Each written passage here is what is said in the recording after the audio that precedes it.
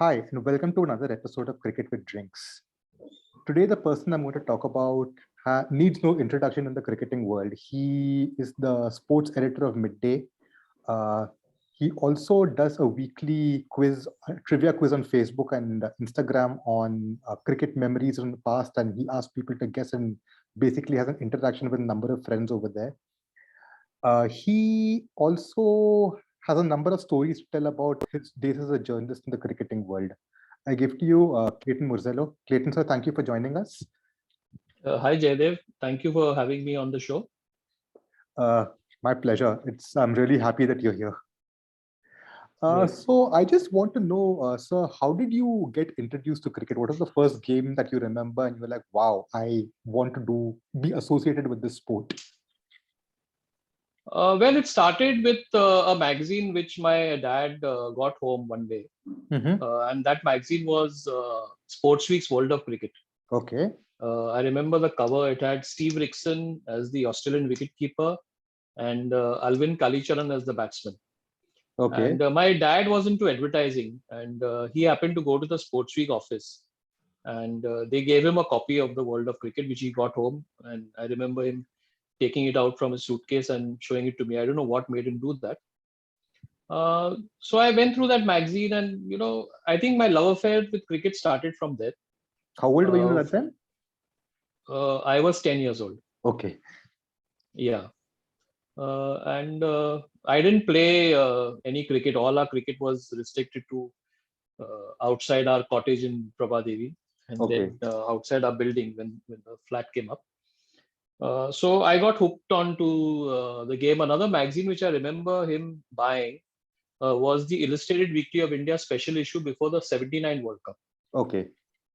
So if the World of Cricket issue sparked off something, the Illustrated Weekly of India issue really gripped me, and then I was totally hooked.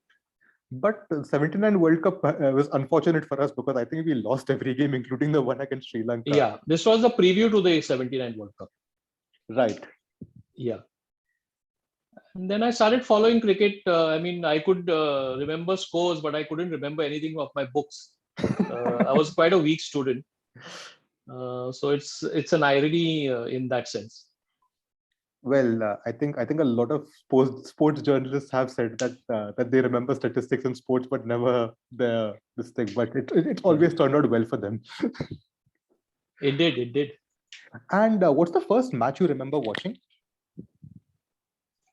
Well, I went to see this Bombay versus Haryana semi-final, Ranji Trophy semi-final in '85-'86. Okay. And I remember buying a ticket in the West Stand. Right. And that was the first Ranji Trophy game I ever watched. Okay. And I remember Alan Sippy getting runs in the first innings. I remember all the stars of Mumbai were playing, and I was very disappointed not to see Sanjay Manjrekar in that team. Okay. Because there was some a bit hype around Sanjay Manjrekar's entry, Mm-hmm. and I could spot him from the West Stand. I think he was around the dressing room, and someone said, "Oh, that is Sanjay Manjrekar." I was quite disappointed not to see him picked in that game. Was there a reason why he So that wasn't? was the first game I ever watched. Mumbai lost that match to Haryana. Okay. Kapil Dev bowled well. I think Chadha got runs, and we lost that game.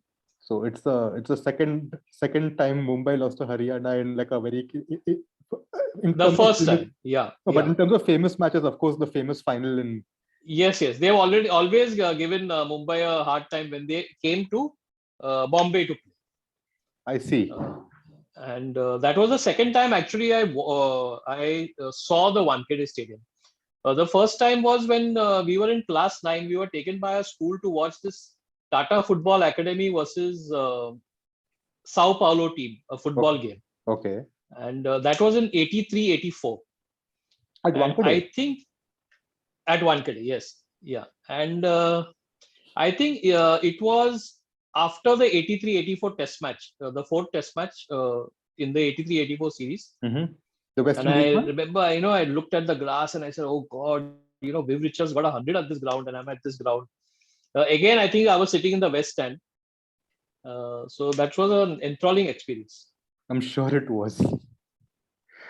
And what got you into journalism? Well, it's an interesting story. I was friends with a former Mumbai wicketkeeper batsman called Kiran Asher. Okay. I worked in marine sports, the sports booksellers. Right. From 85 to 91, I worked there. This is a Dadar, right? And at Dadar, yeah. And I got in touch with a lot of cricket personalities during my time there. And Kiran Asher was one of the guys who I befriended. And he used to play for Nirlons. He Okay. used to open with Gavaskar for Bombay, and then he played for ACC with Gavaskar. He played at Nirlons with Gavaskar also. Right. So in 87, 88, the Nirlon team got disbanded. Right. And Kiran started coaching St. Mary's School in Baikala, Okay. ICSE or SSE? ICSE. Okay. And this was a time when, marine sports wanted to get into sports gear. Okay. All this while, marine sports was only involved in sports books. Right. But the owner, Theo Braganza, was very keen that they get into sports gear, selling bats, t-shirts, everything. And so we went to Pune to meet this guy called Raju Mehta, who was Theo Braganza's former partner in a bookshop Okay. at Hotel Ajit in Pune. Okay. And we spent 2 days in Pune. We had talks with Raju Mehta, who Theo knew very well. Raju Mehta is a very good friend of Sunil Gavaskar. And somehow that arrangement did not take off. Marine sports selling gear. Okay. So one day I asked Theo that if this is not taking off, would you mind if I do something in a small way? Right. So Jaydev, I used to on my weekly off, I used to go to Pune and get stuff from Sunny Sports Boutique. Okay. Raju Mehta and Shubhangi Kulkarni were very kind to me. They used to give me stuff to sell. And I don't think, they expected cash on hand. I don't remember what I did, but each week I went to Pune, sold some stuff, and I got back and paid them and took some more stuff. And I remember Raju giving me his old cricket coffin, a gray, very dark gray, damaged, dented coffin. Right. So I used to take that in the Indrani train. And I used to come, and I did not have a great clientele. I used to sell stuff within my relatives and friends only. Okay. I used to, Life, there was a brand called Live Shoes, who Right. used to make shoes for Sunny Sports Boutique. And so they were also into casual footwear. Right. So I used to sell shoes, I used to sell socks, I used to sell Sunny Sports Boutique t-shirts. Right. In those days, the Pakistan cricket team was in India in 87, 86, 87. This is Gavaskar's last series. Yes, last series. And, Sunny Sports Boutique got Imran Khan to wear their t-shirt, their acrylic t-shirt. Okay. I remember that t-shirt costing 35 rupees.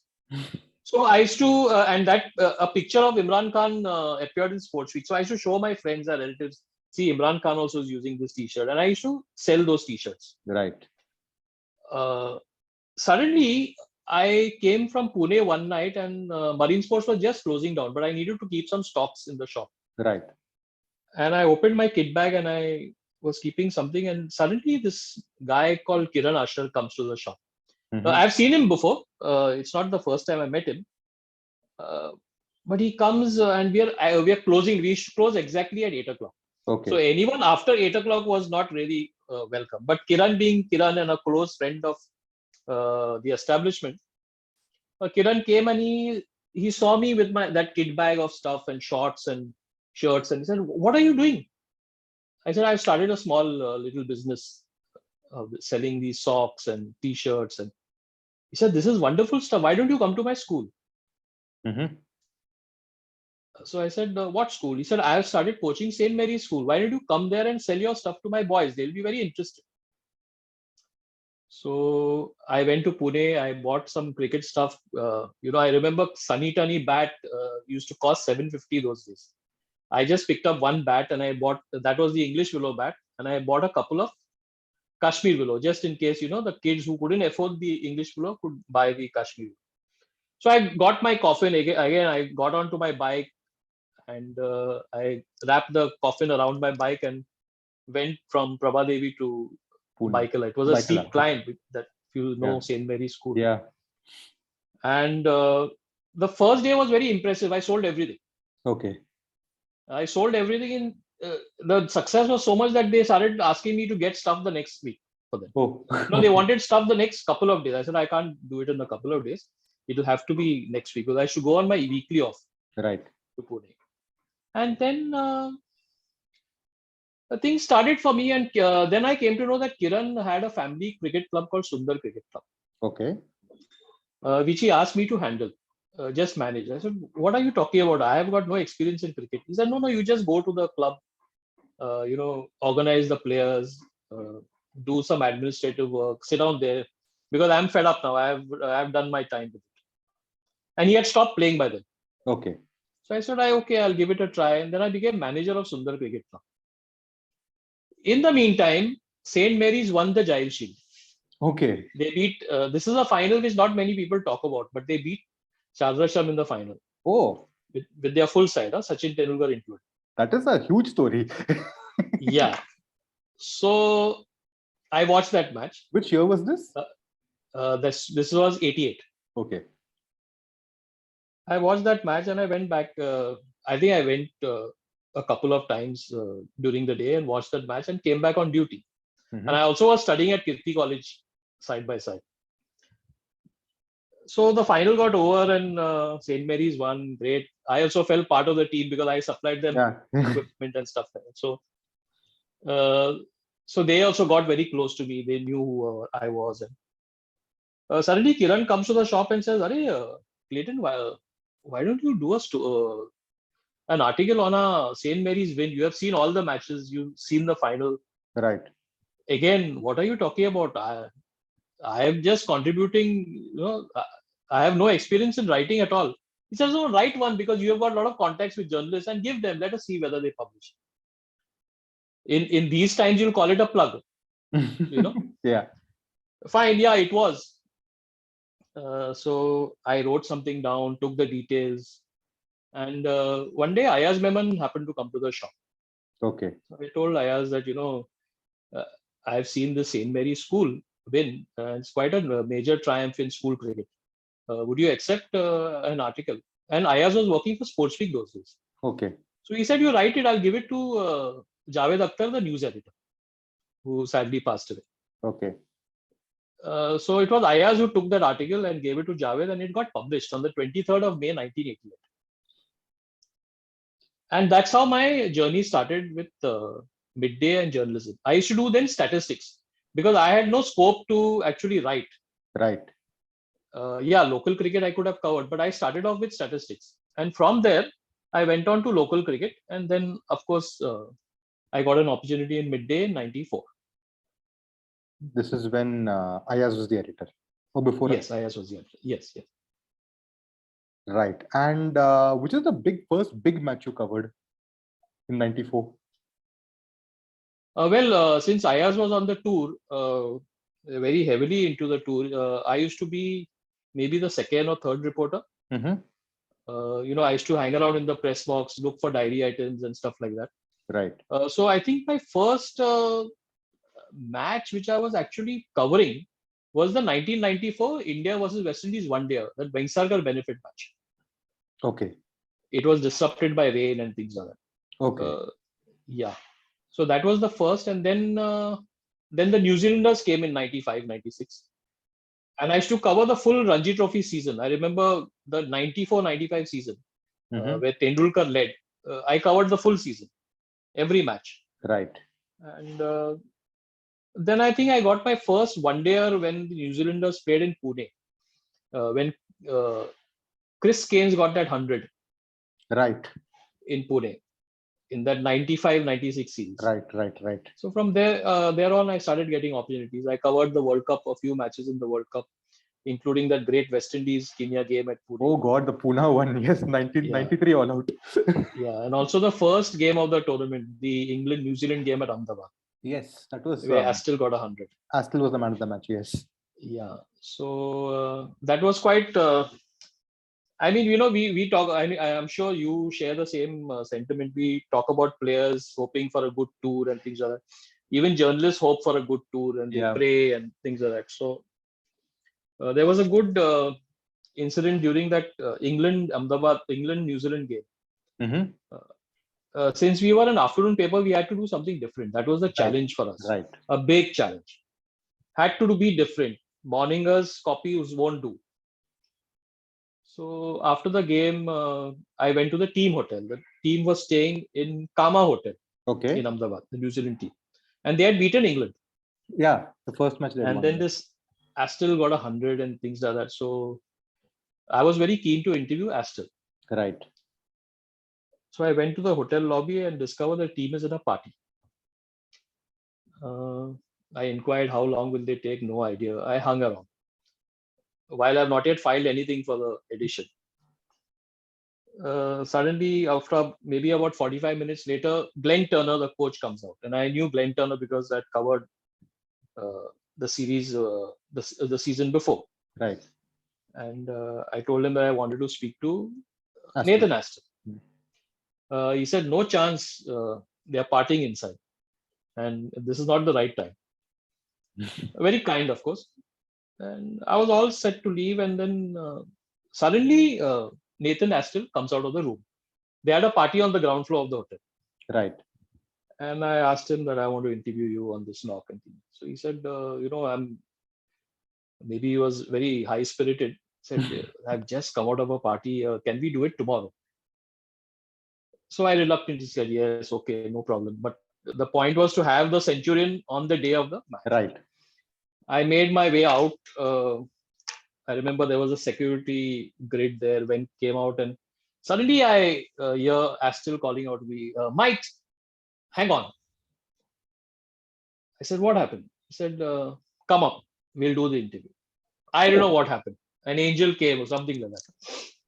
And I went to his room. I did not go into the room. We were talking outside the room. Right. And he told me something very nice. He said, I was not supposed to come for the World Cup tour.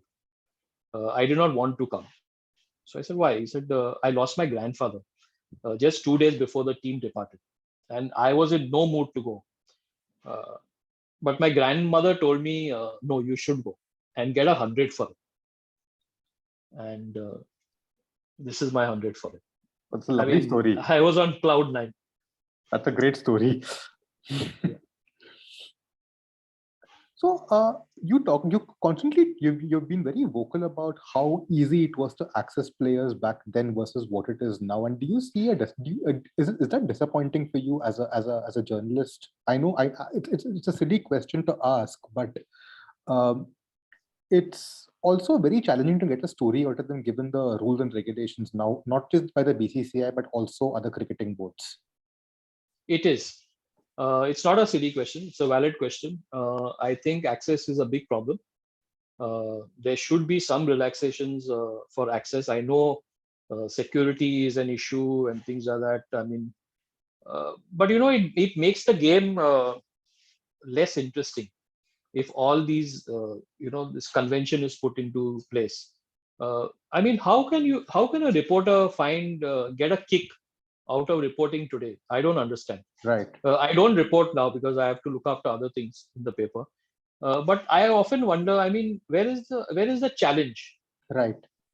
You go to a match, pre-match, go for the press conference, you come back, file your copy, watch the match, go to the press conference after the match, and that's it.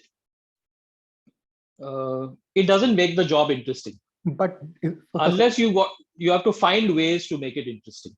But for a kid who's starting his career as a sports journalist, that will be very disheartening also, right? Yes. If you don't have access to the practitioners of the sport, it's quite disheartening. So you have to look at other spheres. Right. Those other spheres may not be interesting. Right. May be interesting. Some may not be interesting. So there is where the challenge lies. But that does not mean we had it easy in our day. Even though there was access in our time. Mm-hmm. I'm not very old, so I shouldn't be saying in our time. But there were a lot of challenges. Right. For example, I just spoke about how I was spending time in the lobby of the hotel, but I have not written a word for the next day's edition. Right. So those were the real big fears we face. I mean, what if we run out of time and we don't file any copy at the end of the day? Right. So those are the kind of challenges we also faced. Right. We also got pushed out of player enclosures and stuff like that. But even something, even till about 7 or 8 years ago, going to a Ranji match and speaking to the players during a lunch or a tea break was relatively easy. But that's also become very difficult for journalists. So, Yeah. despite the fact that there's no crowd even in the stadium. Correct. So, That's what I'd call for relaxations and let reporters do stuff which they want to do during domestic cricket. right. I know international cricket, there are a lot of ICC doesn't allow this and ICC doesn't allow this, but in domestic cricket, I think journalists should be allowed to interact. So that's still that's a massive challenge you're facing right now, right? Yeah, because some teams don't give access. Some teams just gives the performer of the day, which I mean, what about someone from the opposition? Like if someone gets a double 100 and the guy who gets the double 100 is made available to the media. Right. What if you want to speak to the opposition bowlers on how was it to bowl to him? Right. There's no chance. Unless you have a very good equation with them, unless they are very comfortable. But it is tough. Correct. And you've also been, this is obviously going to be a bit of this thing. You've also been very vocal about Kohli's behavior of late. And I think you put it up on Facebook also about his behavior after the whole DRS thing. I'm digressing, yes. This is not the first time you've spoken about Kohli's behavior, but there are people from who are also from your fraternity who feel that what he has done is not wrong. There are obviously many sides to the same story, but in retrospect, would you say that had Kohli been an Australian in Steve Waugh's team perhaps and done this, do you think that he would have gotten the same criticism that he's getting right now because who he represents? Yeah, he would have got criticism if someone goes to a mic and talks into it and actually encourage his teammates to do the same. He would have got slammed. So aggression has got nothing to do with this. This is not aggression. You mean to say people talk saying that this is an era of aggression. So you mean to say Kumble was not aggressive, Tendulkar was not aggressive, Dravid was not aggressive, but they were never ugly in their behavior. Right. This is different. I don't know whether Kohli realizes it, but he looks very ugly when he does all these things. And I'm not even only referring to the stump incident. I'm also referring to his behavior during the England series. And I don't know, it doesn't hold good for me. So it looks ugly. On one side, he does this, on the other side, he defends Mohammad Shami in a press conference. While it's great PR for him, for the liberal media, do you think that you think what he did was right at that time as well? Yes, he did it, but I expected an immediate reaction from him. Right. Remember that reaction came at a press conference. Yeah, it came 5 days later. Yes, I remember. Yeah, I would have liked to see something more spontaneous. I mean, it's good what he has done, not taking any credit away from him, but I would have liked to see a bit of spontaneity. Right. So we're talking about ugly behavior. I think when Mitchell Johnson went completely crazy against England in that very famous Ashes series, I remember Michael Clark on the stump mic attacking James Anderson about threatening to break his arm. While he did get his people were like, this is not called for. A lot of people defended that behavior and it's absolutely fine. So how do we draw what is ugly and what is not ugly? Well, it depends on the individual. I mean, if someone does not find it ugly, and then he'll say it's not ugly. And if someone feels that this is all part of aggression, this is part of the new way of playing the game, then good luck to them. I'm in no way taking credit away from Kohli for what he has done for Indian cricket. He's been a tremendous batsman. He's been a tremendous captain. Okay. I mean, look at the difference in the team. Look at the difference in the pace bowling department Yes, in the team after he's taken over. I wanted to get to that as well. Fantastic. So I really appreciate what he's done, but I can't stand This the kind of things he behavior, does. Yeah. which is fair. So you talk about the Kohli's mantra about focusing primarily on fitness. Now, in the 80s, the West Indies team and the Australian team, even Imran, for that matter, they were strong, and but despite that, some of them, like Merv Hughes, for example, still had a beer belly, but still could bowl hours at end without breaking down. What do you think is the difference back then versus what we see today? Well, the sport has become very scientific, and that we have to accept. Right. I mean, I don't think we should be slamming the current scenario. It's easy to slam. I mean, there are so many injuries. So you would say that despite all the scientific aspects coming into the sport, there are a lot of injuries. Right. But no, I think our players are more fitter. They are more athletic, and there are better sights on television now. Right. And with due respect to the training methods of the previous generation. Right. So we can't really slab it. We've got to appreciate both the eras. Yes, which brings me to what Dennis Wright did to Clive Lloyd's West Indies when just after Packer when Yeah, he was a hard taskmaster too. yes. I mean, who knows? Their training methods may be very, very similar to what the modern guys do. Is that, do you think that's why they succeeded the way they did back then, because they were way ahead of their time? Definitely. And proof of that is when Michael Holding wrote his second autobiography, he dedicated one chapter to Dennis Wade, and he called that chapter Dennis. Okay. He had a very big role to play in West Indies cricket. Right. And when the players started shying away from fitness during Dennis Wade's last years, it showed in their performance. Right. Tony Cozier tells a very good story. I think it was during that bad series in South Africa, which they had in 98. 5-0. Yeah. And Tony Cozier goes out for a party and he comes back and he sees Dennis Wade in the bar. And he said, "What are you doing there?" He said, "Yeah, I don't think they want to train, so I'm here." So I think people talk about decline of West Indies cricket. I think that aspect also has to be taken into the picture, where they stopped training hard. But it's sad because they were such a wonderful side till the early 90s, and now they're like a fraction of them what they were, and you wonder where that's gone. And people still want them to do well. It's not like it's not like Correct. I mean, after India, if India lose, after India, West Indies is a side you feel really sorry for. Yes. And you really hurt when they lose. Yes, and when they won the T20 World Cup, when Carlos Brathwaite hit Stokes for those 4 sixes, Eden Gardner was on its feet. They were going crazy. Yeah.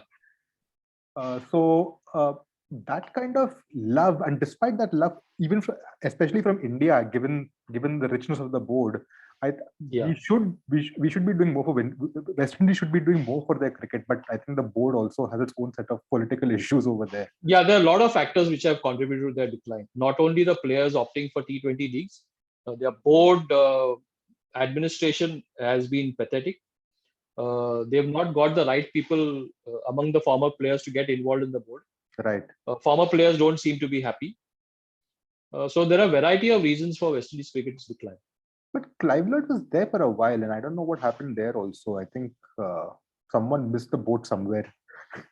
Yeah, it's not a perfect world. I mean, it's very easy to blame the players, but I think there are other forces also. Right.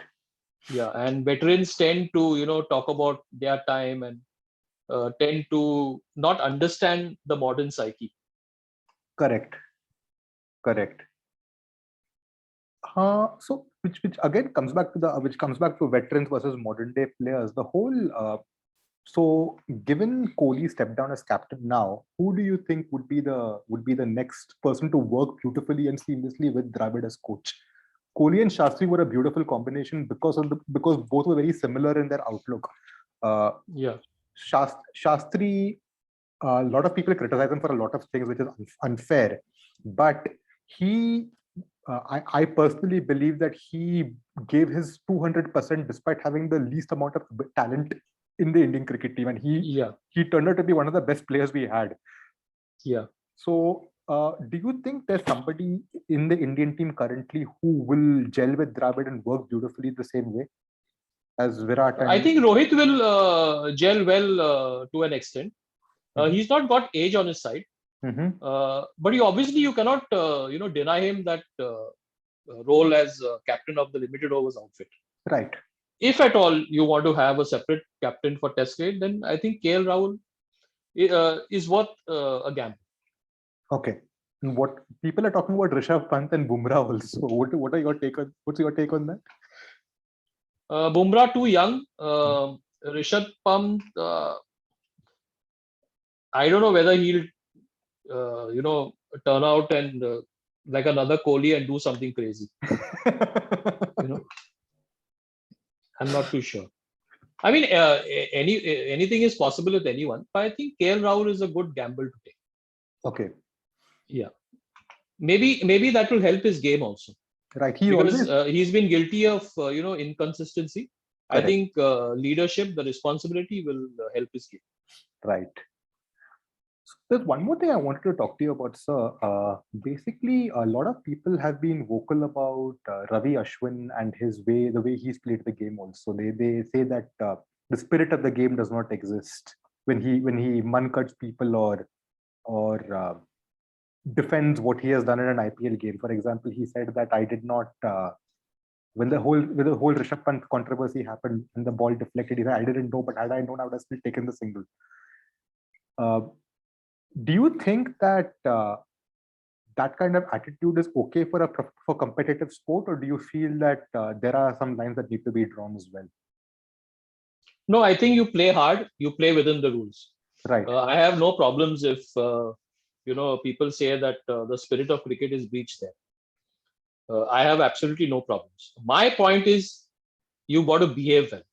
Right. That's all. And if Ashwin feels the need to run out batsman for backing up too far, he's well within his rights to do so. Right. So play hard, play fair. Right.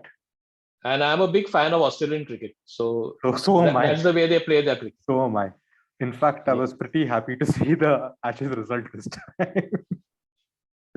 Yeah, it was good to, and it's nice to see a bowler captaining a side. It's yeah. Pat Cummins is a tremendous leader. Yeah, very surprising, but I'm very happy. And good, and it's good for world cricket because other cricket boards and other selectors also would use him as an example. Right. You spoke about Bumrah. Why not? Down the line somewhere, give him the captaincy. Yeah. For one arm of the game. Right. And he's not just a brainless fast bowler. He's a very cerebral cricketer. You think about it. He's very, very intelligent. The only thing is the worry is that the cares of captaincy should not weigh him down. Right. Then you're making him a less of a bowler, which is not good for him. Right. Yeah. Cummins was the leading wicket taker, so yeah, that helped also. One more thing I wanted to ask you, sir, which I discussed with you on WhatsApp yesterday. If you were to choose 11 from the last decade, who would you go for? An international level, is it? International level, yes. International level. Yeah. Okay. I'd have Gavaskar at the top. The last decade. Oh, last decade. Okay.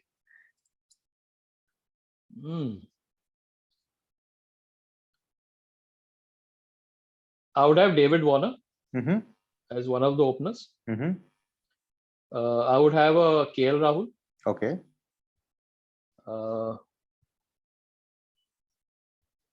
I'd have Labuschagne.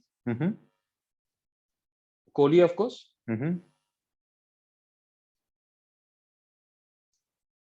Wicket keeper, batsman, no doubt, Rishabh Pant. Right. I'll have Mitchell Starc. Pat Cummins. Now you'll have to help me with a South Africans? No AB? Not in my test 11. You asking me a test 11 or Yeah, I'm asking for a test 11. Yes. no? I won't have him in my test 11. I don't think he respected test cricket that much.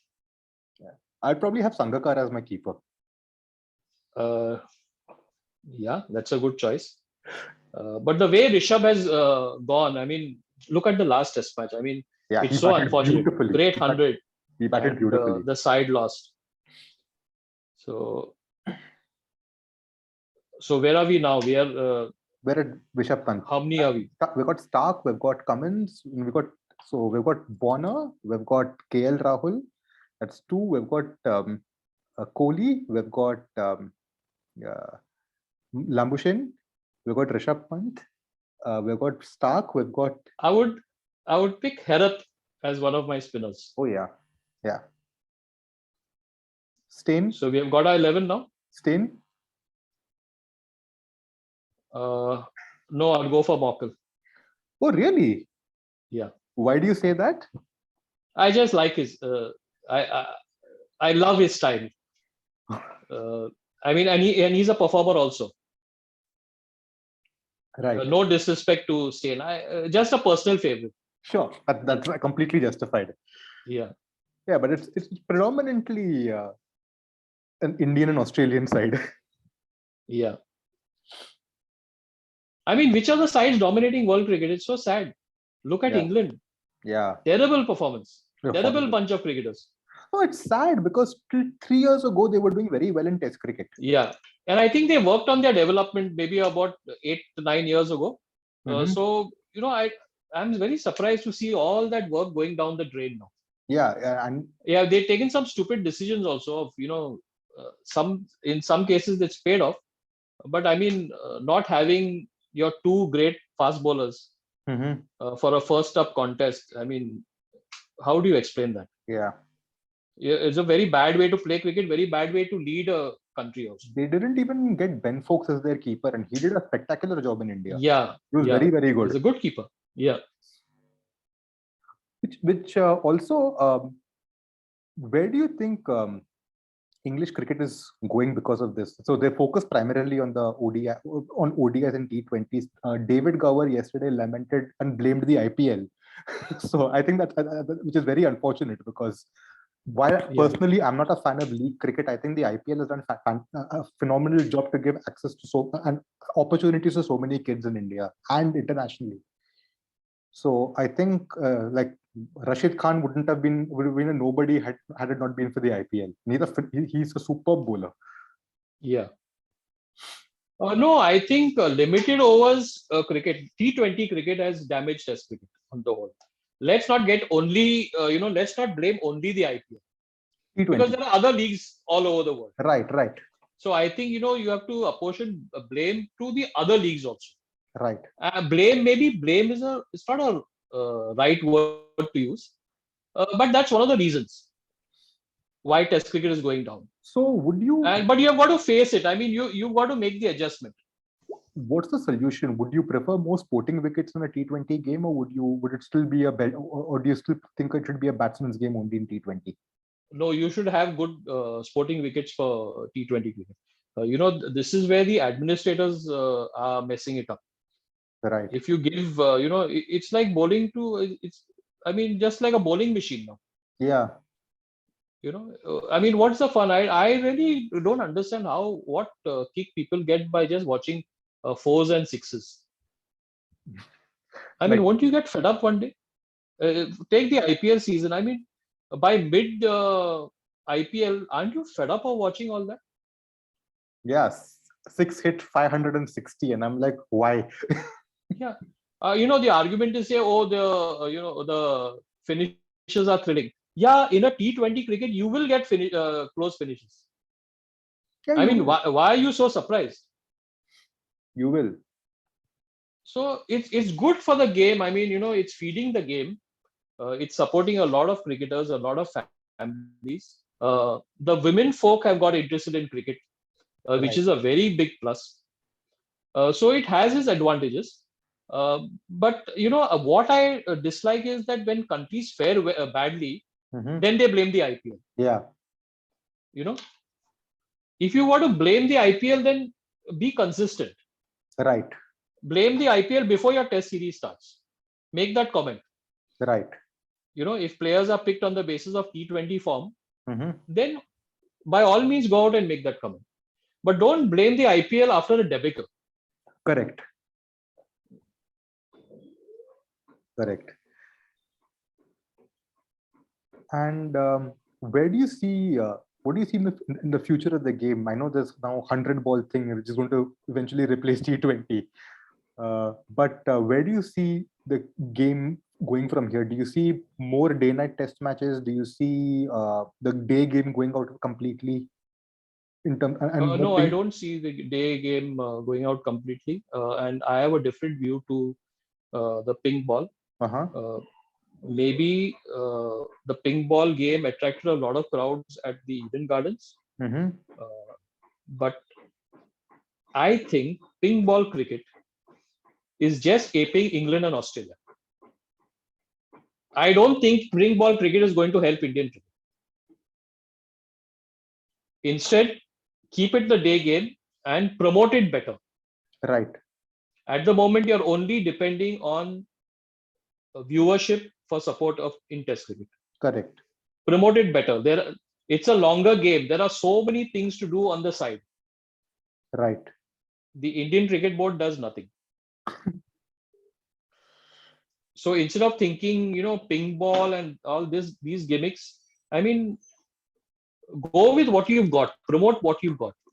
Right. In any case, you're not going to see, now India plays mostly 3 test series. You're not going to see 2 ping ball tests in a series Right. unless you play a 5 test series. Which again which brings me back to one more thing, which is in England they can't have a ping ball test because of the weather conditions. So it's Yes, only going to be in yes, Australia and probably South yeah, Africa eventually. yeah. And So is it a fair game? That question needs to be asked. well, that ball boomerangs, it doesn't swing, it goes crazy. Yeah, I mean, another gimmick actually. But how do you see Test cricket in the next 5-10 years? And I know the World Test Championship needs to figure out how to do the point system properly, because right now it's a very confusing thing. But Yes. maybe they give more points for away victories versus home victories and stuff like that. But do you think that the WTC will help the longest form of the game? Yeah. See, at the end of the day, you must have a winner, an overall Right. winner Right. outside the ring. I think it helps in that way. Yeah, maybe they can fine tune the composition of it all Right. and not change the goalpost, as Ravi Shastri said in between when he was upset with the points issue. So if that is streamlined, I think World Test Championship is a good way of declaring a winner. You must Right. have a winner at the end of the day, Right. and I don't think Test cricket is in danger if marketed well. Right. And the Yeah, final but they question. should talk the. I mean, all this talk about we value Test cricket more than any other form of the game. But that has to be brought into action. Correct. It's very easy for players to say no, but we value our test innings. Yes, Yeah. fine, you value it, but you too should contribute to the development of testing, to the Correct. promotion of testing, Correct. or rather, you should be made to contribute by your respective administrators. Right. Yeah. What is the promotion do which test cricketers do for test cricket? Nothing. Nothing at all. Yeah. So while we say that we want to promote test cricket, we don't market it the game. We have not marketed test cricket well, unlike Hmm. in Australia. Yeah. They've even marketed women's cricket beautifully. Yeah. For example, do you have a tour brochure coming out before every series? No. The board used to do that. That is Really? how you'll get your public involved. Yes, the BCCI used to publish a tour brochure Wow. Okay. in the cupboard behind me. I got a stack of Australian broadcasting cricket books per season for the last 50 years. Wow. Okay. Yeah, I mean, do people do that kind of promotion? No. I don't think so. No. Yeah. So it's the public. At the end of the day, I think the public should not only be viewed as the guys who come to the stadium. Right. The public is a larger force.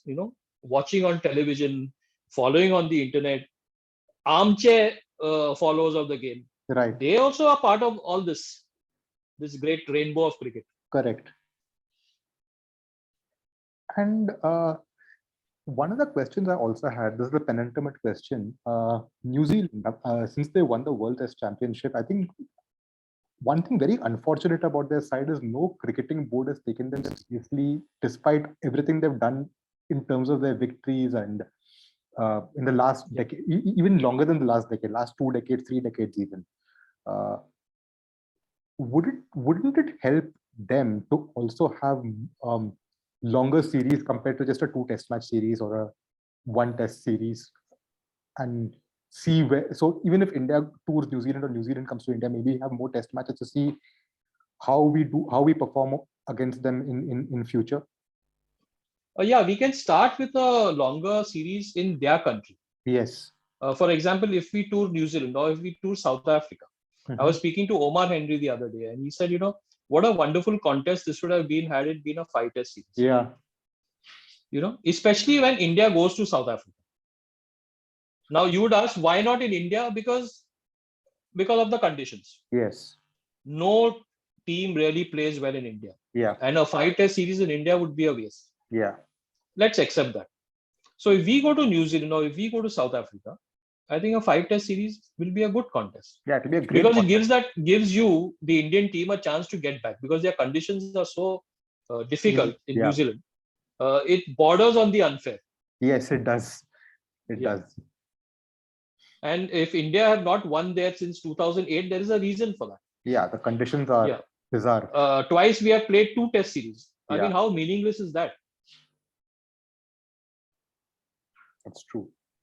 And my final question, sir, for aspiring cricket fans and cricket journalists, what's your reading list?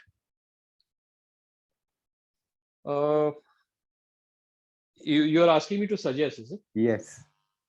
Very honestly, I struggle to find time to read much because of my job. Right. And but I do. There are some compelling writers in the game, like Sharda Ugra. I read Prajwal Hegde in tennis. Okay. And I'm not saying that because they are very close friends of mine. They are great writers. Yes. Yeah. Today I read a lovely analysis by Sriram Veera on Virat. Yeah. Enjoyed it thoroughly. You get to a point where you really envy such writers. How they can come up with such turn of phrase, such perspective. Good to read, delight to read them. I used to like Roebuck, but he's no more. Right. My favorite foreign writer is Gideon Hay and Greg Baum. And I equally love reading Rohit Bijla. Okay. Yeah. So I think that's pretty much it. Thank you so much for your time, sir. It was a pleasure talking to you. And I hope you had fun. I had great fun. Thank you so much. Thank you. Thank you, Jaidev. Take care. Bye-bye. Bye. Bye. You put it off? Yes. Okay. Thanks. Great.